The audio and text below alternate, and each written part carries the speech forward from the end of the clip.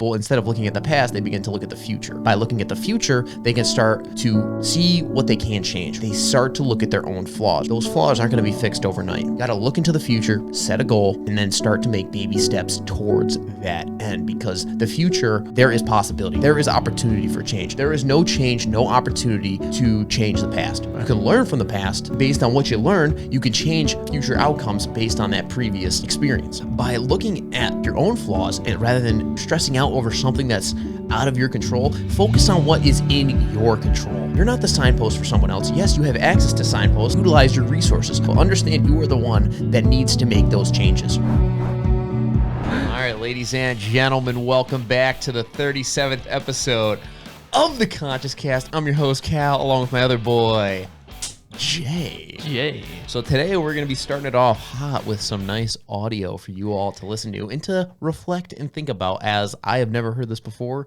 and we're kind of just going to base our topic off of this today. Right. So I was on TikTok doing my thing, letting my eyes bleed, as you do. And I came across this video, and it's a quote from Bill Burr. And basically he's just talking about the idea behind playing it safe in life, right? Mm. Playing it safe in quotes, but we'll get into that later. So this is the video. Realize that sleeping on a futon when you're 30 is not the worst thing. You know what's worse? Sleeping in a king bed next to a wife you're not really in love with, but for some reason you got married, you got a couple kids, and you got a job you hate. You'll be laying there fantasizing about sleeping on a futon. There's no risk when you go after a dream. There's a tremendous risk to playing it safe. So that shit hit hard, basically, because it really gives you a really good perspective on the idea of playing it safe is completely an illusion. It's completely an illusion, right? Because if you think about it, when you're playing it safe, what are you actually doing? Do you know what I'm saying? Because if you never died, then maybe playing it safe is the good plan. Mm-hmm. But you're gonna die. Mm-hmm. You know what I'm saying? Yeah. Right? And I talked about this on my show with Yvonne. We talked about it last time. We're like, fuck a plan B.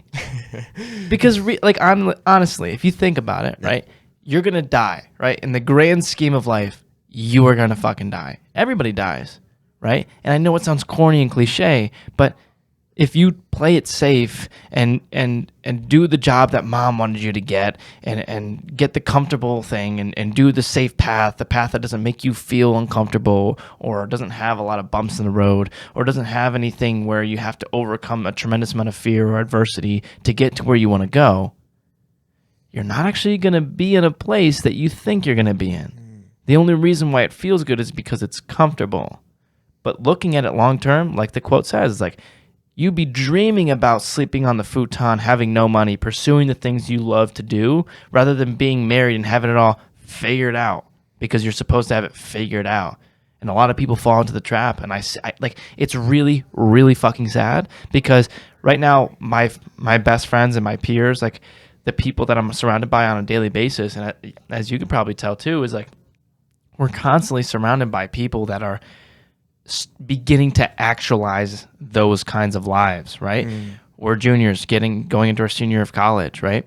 And so next year, people are going to be graduating with degrees that they don't care about, going into jobs that they don't give a shit about, so that they can get a secure job with benefits and yada, yada, yada, so then they can get a house with a white picket fence and have a family and kids and the things that you're supposed to fucking do, but then be miserable. Because at that point in your life, you would reflect on a different version of you if you were poor, if you didn't have a secure job or the family or the house or the white picket fence, and be wishing that was you because you didn't take the comfortable path because you were pursuing what you actually thought was meaningful rather than doing the thing that you thought was right because it's comfortable and it's safe.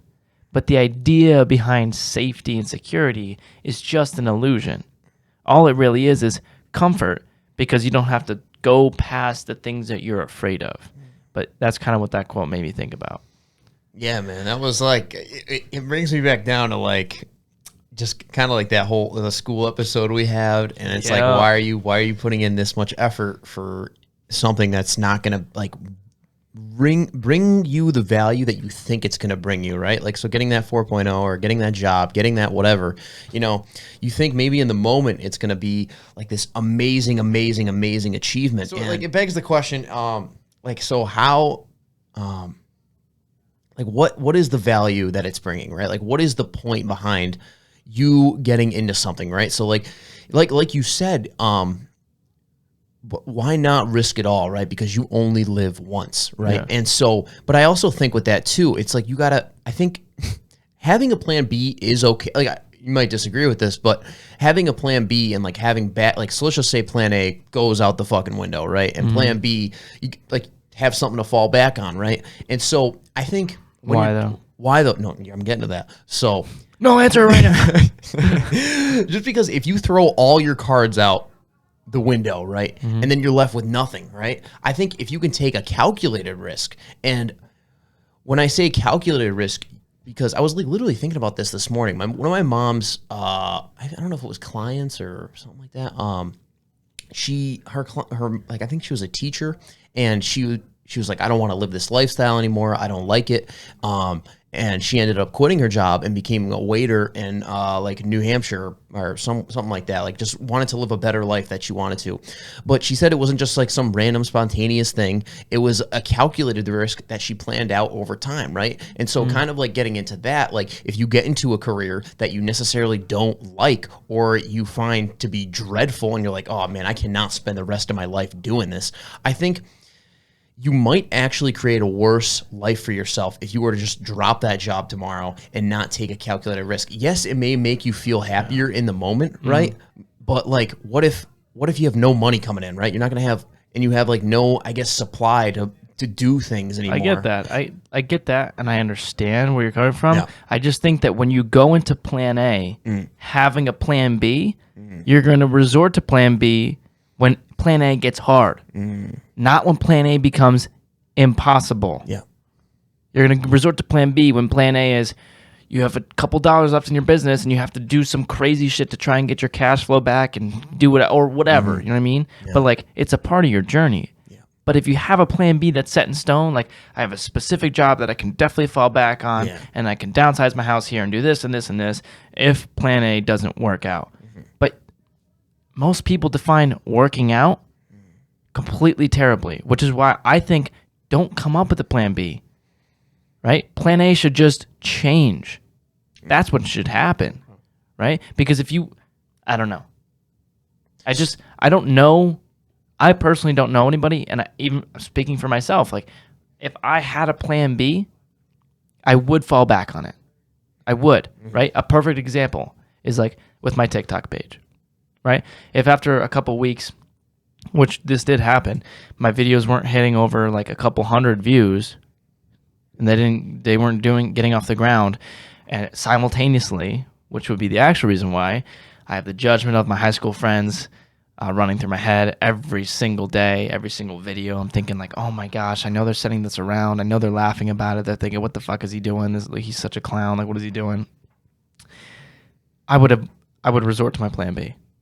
Whatever it was, because I would allow the surface excuse of I'm not getting a lot of views to completely cover up the real reason of I'm afraid of judgment. And the judgment's making me feel uncomfortable. Yeah. But a lot of people can't even consciously realize that they're using a cop-out because a lot of people can't self-reflect to the same level that somebody that you or I could.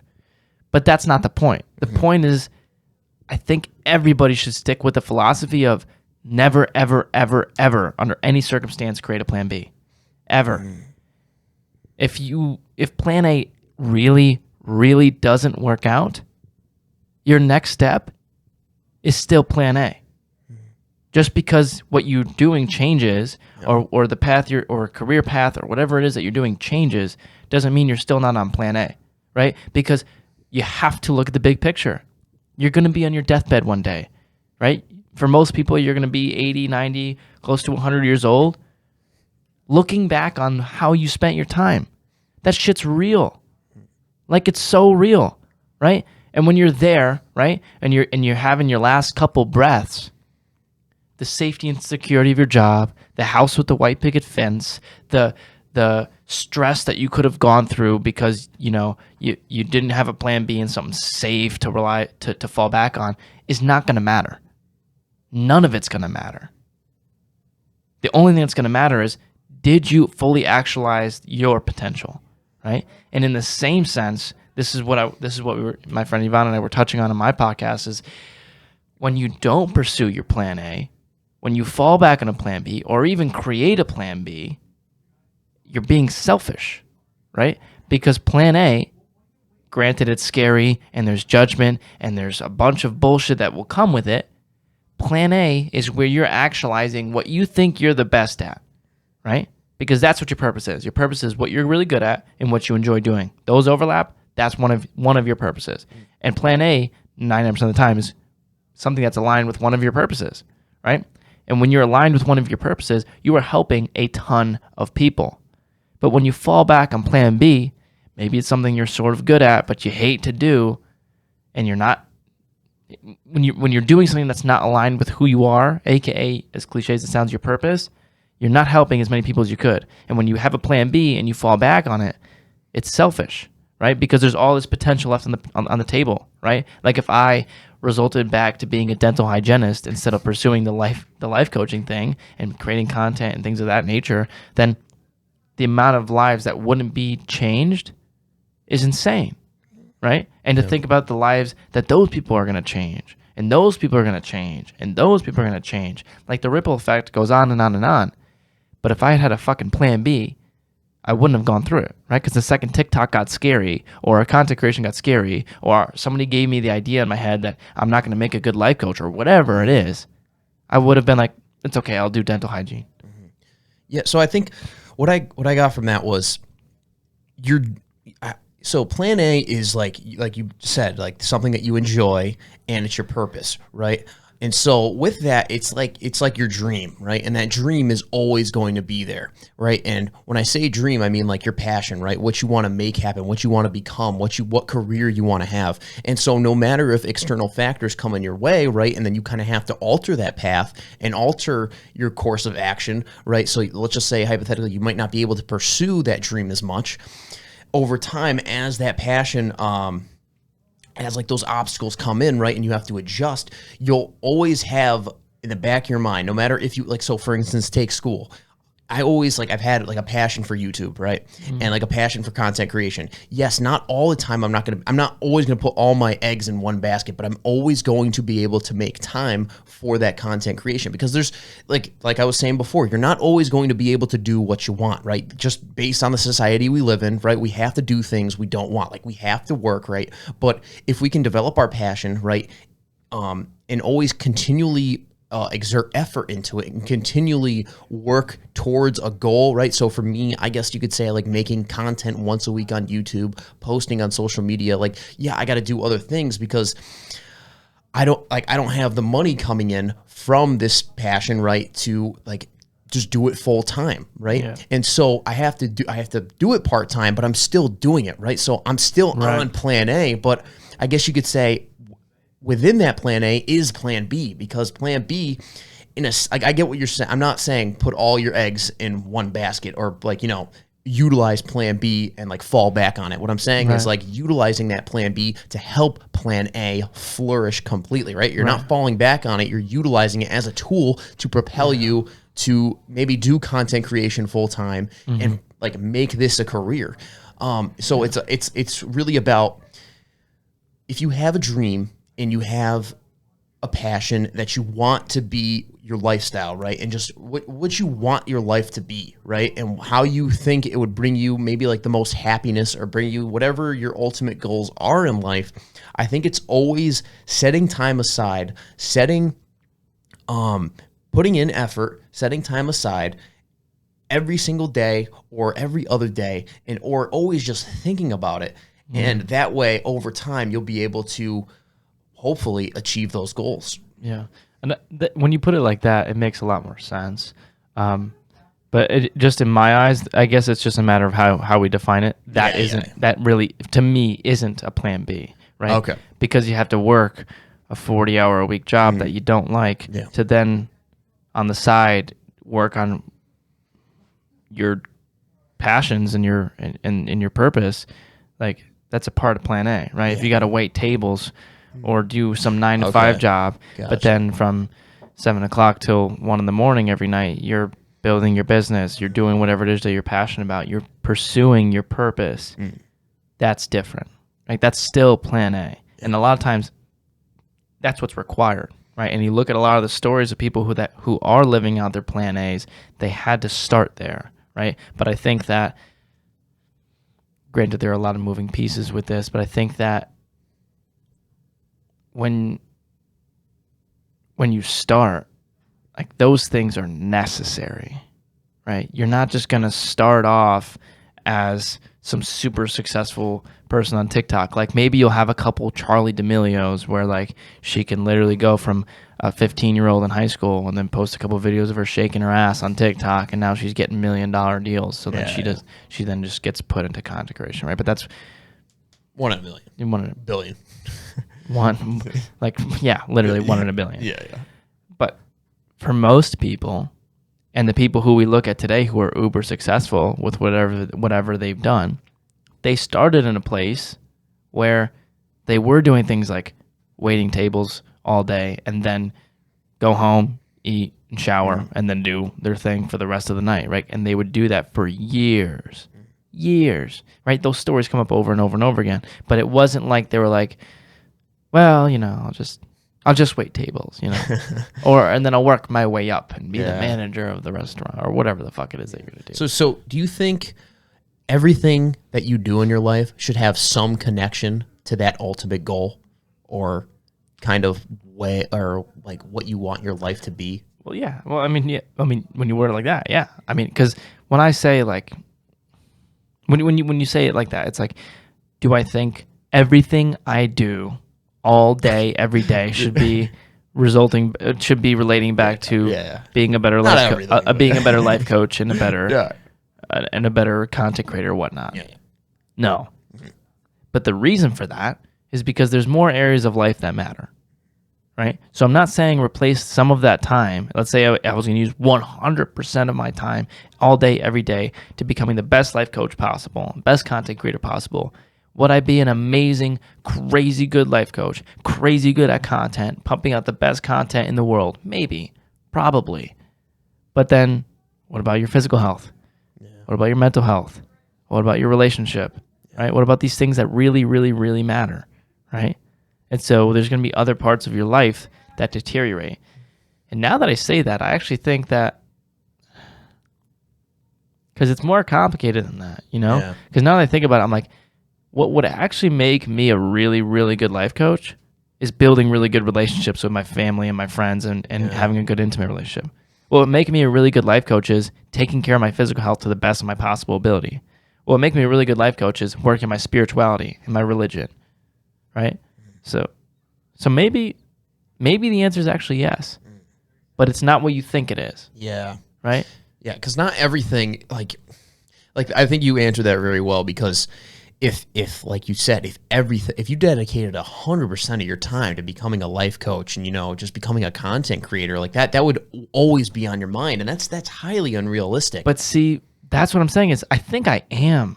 Well, not me, but I think in that hypothetical, I think you are actually dedicating 100% of your time becoming the best life coach. Yeah, but when you go and work out, you're not necessarily thinking like when you're doing bicep curls, like this is making me a better life coach. Right. Or maybe it is. I don't know. So maybe it's not what you're thinking about, but it is making you a better life coach, right? For me, it would be making me a better life coach, right? Because just as one example of probably millions that you can pull out from working out, how am I supposed to tell somebody, hey, to make your life better, which the answer is absolutely yes, you need to start working out. Yeah. Or you need to start taking care of your physical health. Yeah. Like you start getting more energy, you start looking at your body, becoming more confident, all these things that come with starting to exercise. How am I supposed to tell somebody that if I don't understand that? AKA if I don't apply that to my own life, right? Or whatever, you know what I mean? Yeah. How am I going to tell somebody, hey, if you're stressed out all the time and you're anxious and you have all these thoughts that are just bombarding you all the time and you're overwhelmed, start meditating. But I don't meditate, right?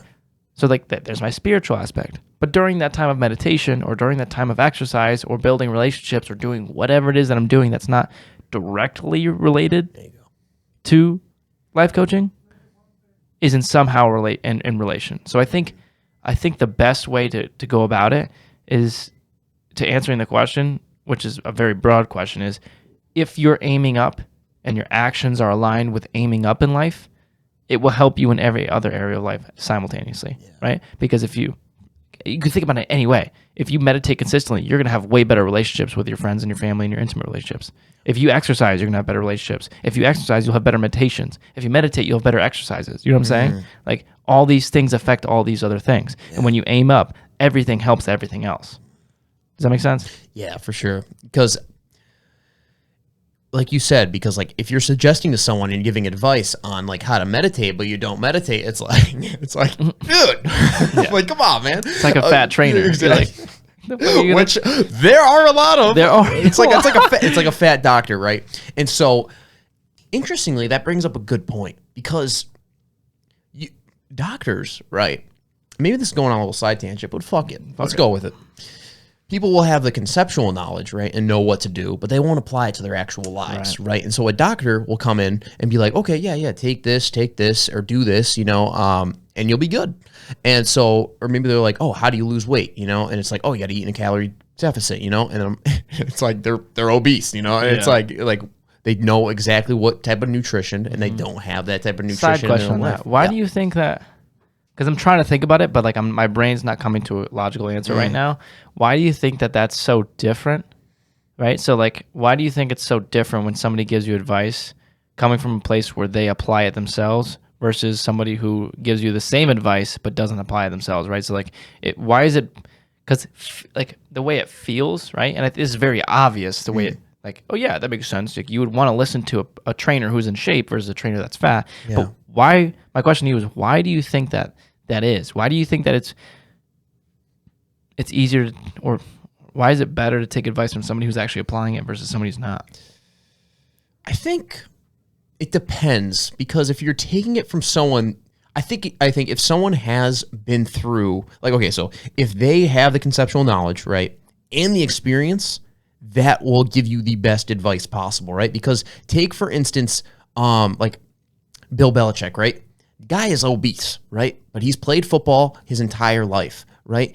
And he's a coach. He gives out conceptual knowledge, right? And he directs people on his team to do the right things. And what do you know? He's won like 10 plus Super Bowls over his career. And so in that instance, yeah, he's not a football player, right? I mean, he was a football player and he's had over, I think, like 50 years in the NFL. Yeah. He had that experience, but not currently, right? He's not currently a football player, but he has all that experience and conceptual knowledge, right? So if you take that and compare it to someone that just has merely conceptual knowledge, maybe a doctor, right? I think it's tough. It's tough to like kind of draw distinctions here. Because that's what I'm saying. It's very hard to like, because like, why? Do you know what I mean? Why what? Like, why is it? I think the answer is influence. Now that I think about it, why is it better why is it better taking advice from somebody who's actually applied? Because right, so even Bill Belichick, even though like you're saying like, shit, my bad. Sorry, I will not touch it anymore. My bad. Even you take the advice of like, it's way better to take advice from Bill Belichick, right? But that's because he's lived it. Do you know what I'm saying? Yeah. Right? Like he does have the experience, right? So like, although maybe he might not be at the spot now, maybe once he was that physically fit trainer, right? And he's had 50 years being a physically fit trainer or whatever. Do you know what I mean? So it's not like he's just some speculator that can learn about it, right? Like a business teacher who doesn't own a business, right? So like it's different. Yeah. But I think for me, it's just a matter of this is the furthest that I can think of it right now. Is it's really just a matter of influence, because whoever has a stronger sense of certainty going into a conversation or an interaction or anything like that will be the person that influences the other, right? So if I go into an interaction with you, for example, about meditation, and we're talking about meditation, you're going to have way more certainty about it than me. But that's because you think about it more, you monitor it more, you probably spend more time meditating and thinking about it and learning about it than I do, right? But if we talk about relationships, right, or things like that, maybe I'm probably going to have more certainty than you because that's what I spend more time thinking about and learning about, right? And so I'm going to have more influence on you on relationships. You're going to have more influence on me in meditation. Although we might know the same exact amount of knowledge on the surface about meditation and relationships, you're going to have more influence on me merely based on the fact that you practice it more than I do. Yeah. And so when you have a trainer who's in shape versus a trainer who's not in shape, they can give you the same advice. They can tell you calorie deficit. I want you to work out this times, do fasted cardio, yada, yada, yada, yada, yada. They can give you the same advice. But if you are taking it from somebody who isn't in shape, they're going to have a lot less influence on you because they don't practice what they preach. Yeah, and that information might not be as prevalent in their conscious mind, right? Like you pointed out, like that shit could be way in the back row of their mind, right? As compared to someone who's thinking about it more regularly. And I guess you could even take this with in my own life, like I know when someone's bringing up like veganism and they start to like make an argument, I'm like, I already know, like, you know, I can counter that with like with a stance that like you refutes that, you know. So it doesn't take me that long to think about it, you know. It's like I come in with that certainty, right? Or take video editing for example, or with you with like TikTok and social media, you know, like more than I do, like how to position videos, market, you know, and when you take that and compare it to like someone who doesn't necessarily practice what they preach, right? I think it can, if someone doesn't practice what they preach, but they still come in with more certainty than you, I think that's interesting because like, what if someone comes in with like, not like they don't practice what they preach, right? But they come in with a tremendous amount of certainty. They're like, no, it's this. Yeah. And, well, see, I think that's far and few, but I think that it would then apply, right? But I think the basis of it too, though, is like we're talking about a lot of hypotheticals that probably almost never come up, right? So like, it's like an iceberg, right? Because an iceberg at the tip, right, is the little bit that's above the water. So maybe those are the words that I'm telling you, but through the words that I'm telling you, you could tell just on the way that I'm speaking about things how much is underneath the surface, right? Right? So you could tell from a fit trainer on the things that they're telling you that they have a wealth of knowledge that they're not expressing to you just because they don't need to, right? And with that, you can go down any avenue that you want to with them, and based on their life experiences, the amount of time, effort, and energy that they've put into, in this specific case, being in good physical shape, you know that you can go down any of those avenues with them because they've lived that. Right? They know what it's like. They can give you the tips on how to meal prep because they've had 10,000 bowls of chicken and rice. You know what I'm saying? They know what it's like to do all these things, that to go through those experiences. And when you've gone through those experiences, it's very different, right? You can relate on a much different level than when you're talking to somebody who's merely just somebody who talks about it. Yeah, and it builds trust too, because like if someone has that certainty in someone, right? Like you said, they have that wealth of knowledge. I'm like, I'm going to this guy with my fucking questions. Yeah. Like I can trust in him. And like, for instance, like I know this kid who was like all about cars, and I was like, if I have a question about a car, I'm going to this guy. You know, like I know what the hell he's talking about. And it's like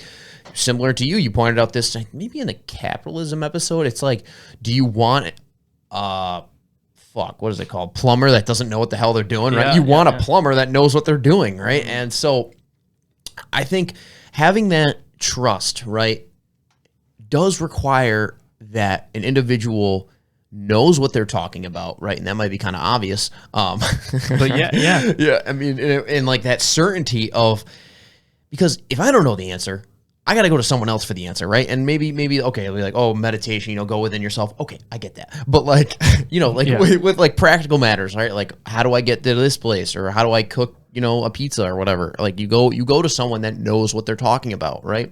And so through that, they pass on information to you. When you're able to exchange information with someone, right, and you have that trust and reliability in them, right?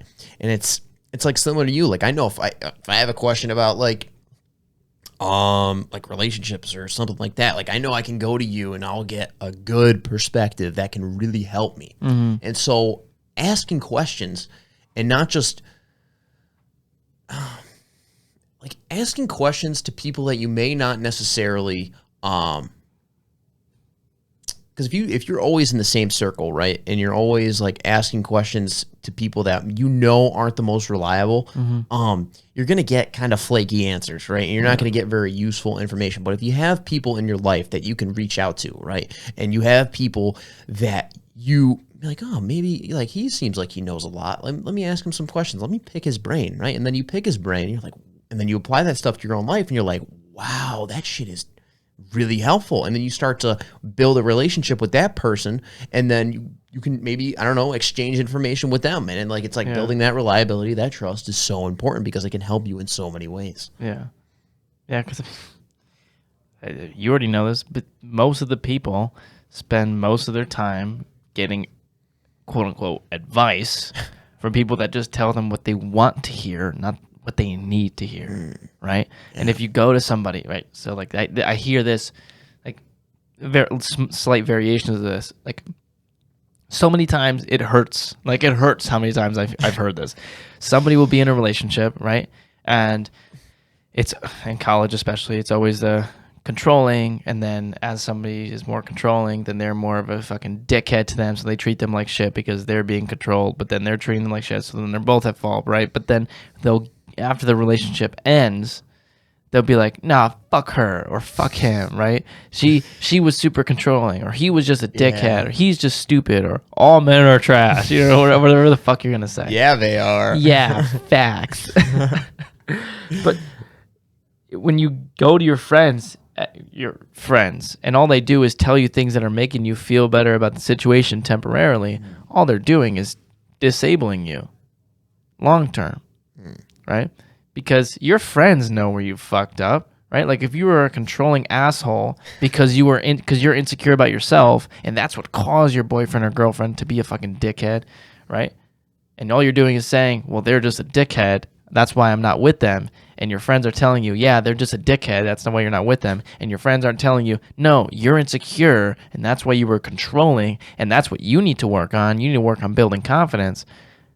But they're not going to tell you that because that's not what you want to hear in the moment. Those aren't your friends. But you know that. Like you know consciously when you go to somebody that when you go into the interaction, what you're expecting to get out of that interaction, right? So this comes up with me all the time, so I can explain this a little bit better. Where, like, this happened all the time with a bunch of my friends from my building, right? A bunch of the RAs, like they would always we would be talking about some personal stuff. Like whenever like situations came up where like people would be asking for advice, I always just kept my mouth shut like 99% of the time, just because they weren't actually asking for advice. They were looking for someone to complain to and someone to console them and tell them that they're right and everybody else is wrong and they're perfect and the world is corrupt, and like whatever the fuck they wanted to hear. And so usually I would keep my mouth shut. But then whenever somebody would ask, like there was a couple times where this did come up, and if you're listening to this and you know it's you, sucks. Like this is the truth. But they were like, Jay, what do you think? Like, it came up with a relationship, like Jay, like he's a fucking dick or whatever. Like and they're telling me their story of how he was so bad. I'm like, do you actually want to know, or are you just asking? They're like, no, I really want to know. And I'm like, okay, because like what I'm going to tell you is not going to be what you want to hear, but it's going to be what you need to hear. And I've been listening to everybody else telling you the same fucking thing over and over again. He's such a dick. All men are trash. He's such a dick. He's such a dick. He's the worst. He treats you like shit. You deserve better. You deserve better. And I'm like, to be honest with you, I don't think you deserve better right now.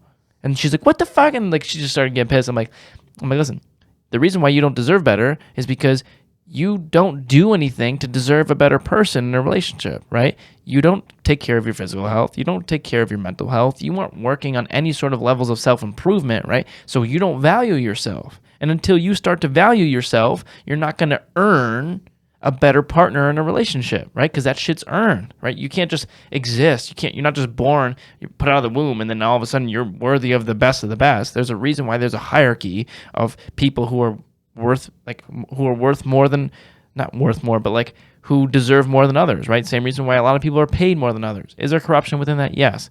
I know I'm on a fucking big ass tangent, but you know what I mean? Like they come to me wanting me to tell them what they want to hear. But then they get pissed at me when I tell them what they need to hear. And that's because they're so used to going to people who are telling them, no, he's a dickhead, all men are trash. Sorry. All they're doing is disarming you, right? It's the same problem that comes up this is a bit of a tangent, but it's the same problem that comes up I see with a bunch of kids like that grew up with parents that coddled them, right? I have a friend that I grew up with where all his mom ever did was fight his battles for him. That's all she ever did, right? Whenever he would be on the soccer field and fuck up and play a bad game and we'd lose and they'd score a goal because he made a mistake or whatever, and then the kids on the team would give him shit and talk shit to him and be an asshole. Yes, they were being an asshole, but then his mom would step in and solve the problems for him, right? And it's like all you're doing is disabling your kid. Now he has no idea how to fend for himself. He has no idea. Yeah. Because all you're doing is literally taking a sword out of your own pocket and killing the snakes for him, right? But then when he's 25 on his own and doesn't know how the fuck to use a sword and the snakes come up, what the fuck's gonna happen? Do you know what I'm saying? Yeah. And so it's the same. It's the same thing. It's like if you go to people who are always telling you what you want to hear, not what you need to hear, you're always gonna stay in the same place because you're not actually getting better. You're just hearing what you want to hear because it's more comfortable than hearing the discomfort that comes, feeling the discomfort that comes along with hearing what you need to hear to get better. Yeah. And very much like we've touched on this in like a couple episodes ago. Like I'm very much a person that has a hard time telling people what they need to hear, right? And so I'll say it in the most nice way possible. You gently place the cherry on I will top. I'll be like, all right, listen, this is not about like you are a good person, right? You're this, that, and the fourth, but here's what I think, you know? Yeah. And it's like I have to like put down for me to like make myself feel comfortable saying something that someone needs to hear. Oh man, I gotta sack on a big pair of balls because god damn, it's hard for me to say. But man, you were right on the money about that. Like if someone's not telling you what they need to hear, right? Or if someone's fighting your battles for you, you're not taking responsibility for dude, no, yeah, and like literally, and by not taking responsibility, it's just like the snake and the fucking sword example, right? Like you're gonna be fucked when that snake comes up on you, right? And you're just gonna like dabble it like a little wand, and you're just gonna like that shit is gonna bite the fuck out of you. Yeah. And so with that, I think like when someone is in a situation, so take that RA example, right? When you're having a conversation with them, right, and you tell them what they need to hear, and they're like, "What? Like that's not true. Get out of here!" And so they just like they're in just disbelief, right? Yeah. But if someone's actually like, "Wow," so as compared to what everyone else was saying, this was the one unique perspective that someone said to me. Maybe there's some value in that, right? Yeah. And so if they can look a little bit deeper into that, right? And if they can analyze the source that it's coming from, so if it's like someone that obviously like you have a relationship with all these people, right? And then you know a decent amount about all of them, right? So if that person was like, wait, Jay does relationships and like he's a life coach. Well, what also blows my mind is like they know us to a good extent, and they know like I'm way happier than these people. Like how often you come downstairs and see me crying, right? That never happens. Yeah. Like yes, I have my ups and downs, but I'm smiling and laughing like most days, right? The people that you're taking these advice from, like, have shitty relationships, are not happy, are depressed, are have their room's a mess. They don't take care of themselves, right? Like I'm not judging. I'm just saying if you want advice, real advice, it's gonna make you better. Like take it from people that are fucking happy. Yeah. And don't just like, check the sources that you're getting your information from, right? Because like if someone gives you advice, I'm sure someone could, maybe give you something that's useful. But if you really want truly useful advice, like we were saying earlier, that someone that really thinks about this stuff every single day or, pretty often, right? And this is like that's something that they know a lot about as compared to someone that really doesn't think about it too often. It doesn't have a lot of experience in this area. You're not going to get as good information as you could, right? And so with that, I think checking the sources that you get your information from is so important. More importantly, I think if you are able in that situation, right, and then you check the source and then you dive deep within yourself and utilize their advice to really, or maybe like, okay, obviously you got to think about their advice. Be like, okay, is this a practical and realistic thing I can apply to myself, right? Like how, because, advice applies to different people differently, right? And it's not a black and white thing. It's very complex, right? But if you can take what they said and utilize it to help you, move towards a solution, rather than just staying in that reactive state, thinking and not taking responsibility and just being a victim of your circumstance, right? You're gonna be fucked. Yeah. Just like the wand snake guy, right? You're not like think of that advice as being able to understand how to use the sword, right? Being able to how to defend the next time that comes up, right? Because if you're not, that advice, you're like I said before, that sword is not going to be used in a correct manner, right? But if you use that advice to your advantage and you find it to be credible, you find it to be legitimate, that sword will be moving in a way that slices that snake, right? And I think snakes deserve moral consideration, okay? So I would not be doing that, right? So we're talking like 16th century, all right? So, but anyways, yeah, I mean, man, you were like right on the money about that. It's like taking responsibility, not being a victim of your circumstance, realize that you have choices, you have options, right? And don't let people, if people are just yes saying with you, like I do very often, okay? Like I am a person of this. Listen, I suck. I fucking suck, all right? So I yes say, okay? And I admit to it. So if you're in a conversation with me, check me, bro, okay? Like I might not be giving you the advice because I don't have the fucking balls to. Like you said, you got to have the balls to do it. Yeah. But I think a lot of people really, like, they're not consciously aware of the fact that just because somebody loves you means that they're going to tell you what's best for you. Yep, right? Yep. I mean, but in my eyes, if you do love somebody, you're obligated to not forego your own discomfort so that you're not, like you said, yes saying or doing something that's going to ultimately in the long term fuck them over. Yep. But a lot of people really don't understand how few people can actually give you good advice, right? So like perfect example, if you and I go and walk around Central and give, like, let's say we came up with a hypothetical of a relationship, right? The person cheats on them and like someone's insecure, so they were controlling and a whole bullshit problem. And we were to go up around and talk to 100 randomly selected students here at Central.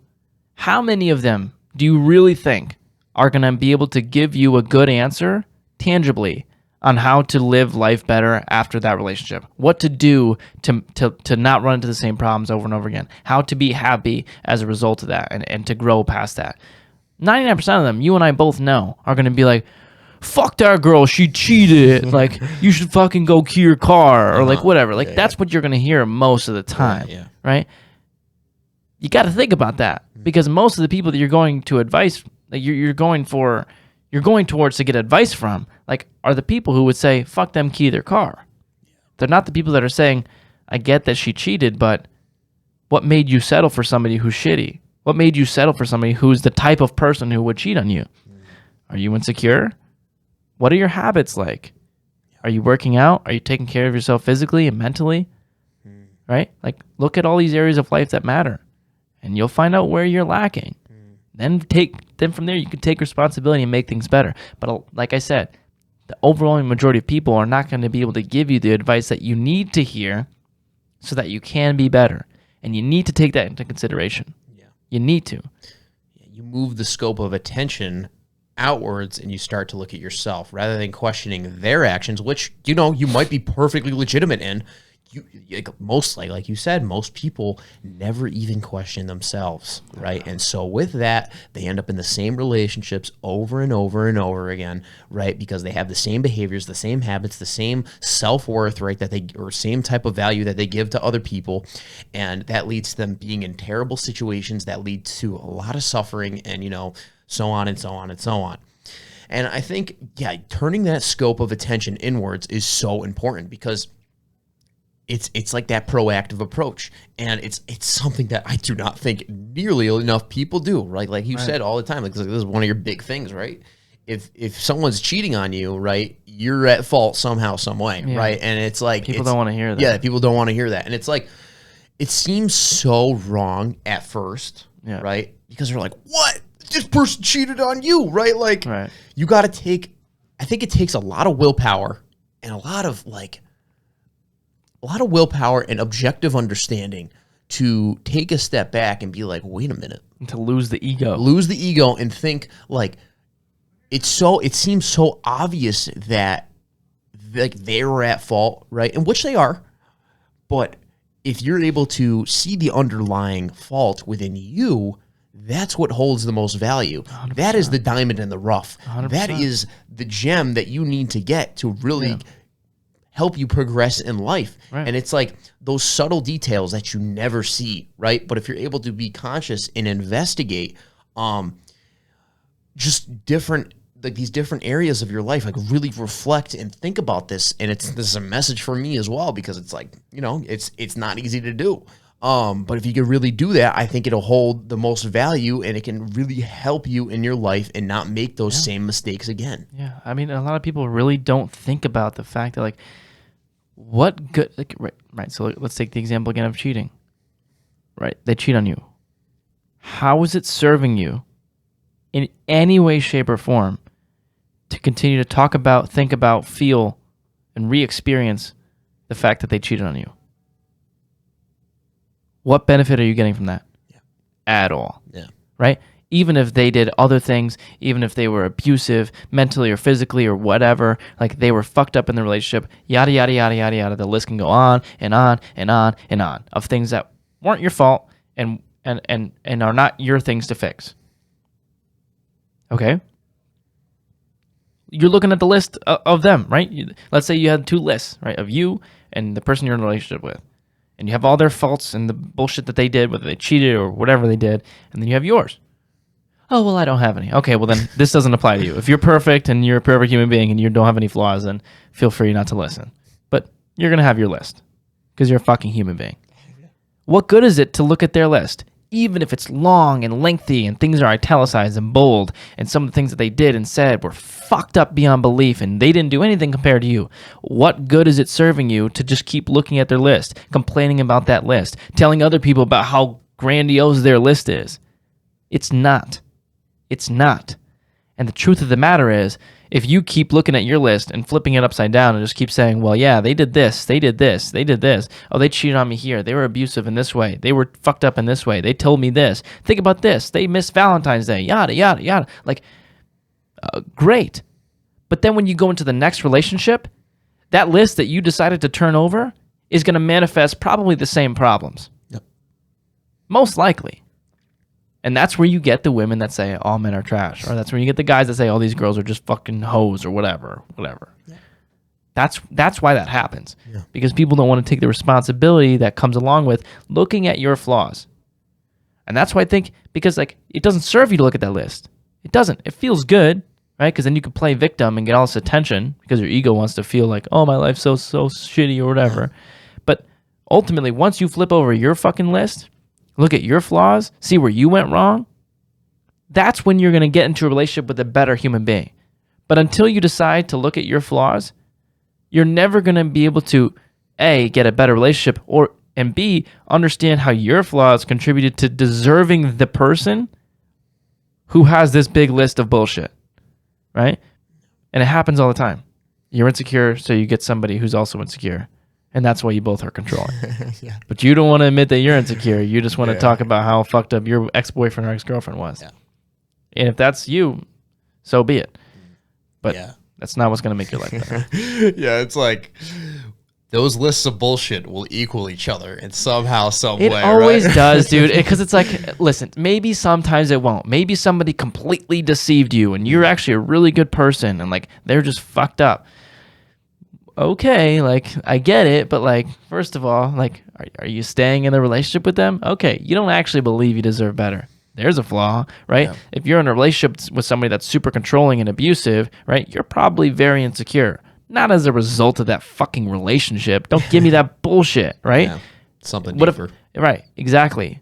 Who you believe you are, how highly you value yourself, your beliefs, right? And so if you're somebody who's in a relationship with somebody who's controlling, I always get down to the same problem with these people, which is like, do you exercise? Do you meditate? Is your room clean? Yeah. How are your relationships with other people? Do you have a good relationship spiritually? Are you religious, right? How is your career and your finances? And ultimately, all those areas are fucking dog shit.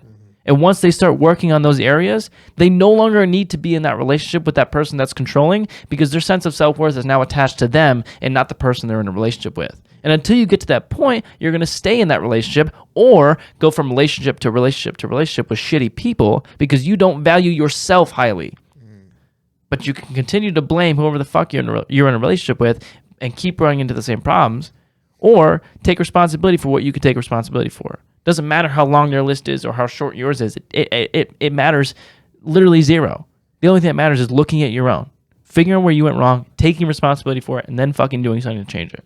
Yeah, absolutely, man. And it's like when you see that list, yeah, like their list, right? And you're like, yeah, you could help them, right? Get through things, right? Give them advice, right? Absolutely. You know, there's no denying that, right? They can, like, if you want to, if they ask you about something, right, you can help them through their flaws, but they are the ones that operate through those flaws, not you, right? Like, so you are just a signpost helping them get to that, whatever, fixing the flaw or whatever, right? But you have to focus on your own flaws, right? Because let's just say you break up in a relationship, right? And then you still are just thinking about their flaws, right? And that's all you're thinking about. And you're not actually, like we said before, thinking about your own flaws, right? And so you're this is something very stoic, right? And it's like, you're stressing yourself out because you're doing things that are out of your control, right? And so Nietzsche refers to this as like the spirit of revenge, right? And so the spirit of revenge is essentially, like he refers to it, the debt of humans, the debt of humanity, and the debt of the world, right? And so people are essentially have their attention on the past, right? And it's the past is already the past, right? You can't control it. You can't change it, right? And so the spirit of revenge, right, is essentially this like resentment and just pain and suffering that they continue to cause, right? And so they're just like, and as they begin to think about it and like they want more revenge, right, over past action that they have no control over, right? It's just going to generate more pain and more suffering. But on the flip side of that, he refers to this as like the Ubermensch and like whatever, you know, it's like pretty much like this like super mega guy that like embraces all suffering is going to redeem humanity of all debts. Like it's like a super unrealistic thing. But essentially is like on the flip side of that, people, instead of looking at the past, they begin to look at the future, right? And so by looking at the future, they can start to see what they can change, right? And so when I say that, like they start to look at their own flaws, right? Those flaws aren't going to be fixed overnight, right? You got to look into the future, set a goal, and then start to make baby steps towards that end, because the future, there is possibility. There is opportunity for change. There is no change, no opportunity to change the past, right? You can learn from the past, right? And based on what you learn, you can change future outcomes based on that previous experience, right? And so by looking at like your own flaws and by looking at your own list, right, and rather than just doing something, stressing out over something that's out of your control, focus on what is in your control, right? Focus on that list that you are operating in, right? You're not the signpost for someone else. Yes, you have access to signposts. Like if I have Jay, right, and I have a question, right? Yes, utilize your resources, but understand you are the one that needs to make those changes, right? You are the one that is in the driver's seat, right? And you're driving the car. Whether you drive the car off the road, that's up to you, you know? You need to drive that car back on the road because, my man, you're going to Route 64 and you're going to a nice stadium with all the pleasures, okay, right? And that's the end goal, the stadium, right? Like whatever. But you are in control. You have choice, right? And look to the future, right? Don't get stuck in the future, but understand there is an opportunity and chance for change. Always, dude. Always. So, yeah.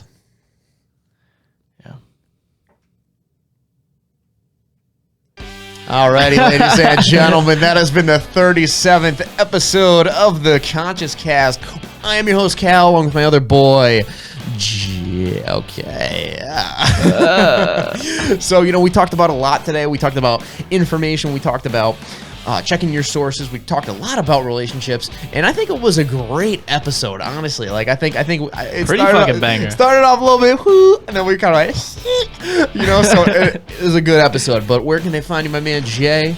You can find me on TikTok, Instagram, and Twitter at Jason Scalora, JASONSCALORA, and the Jason Scalora Show on YouTube and Spotify. Yes, sir. Check out his show. He is officially a video editor. I've got yes, sir. So make sure you guys like, comment, and subscribe.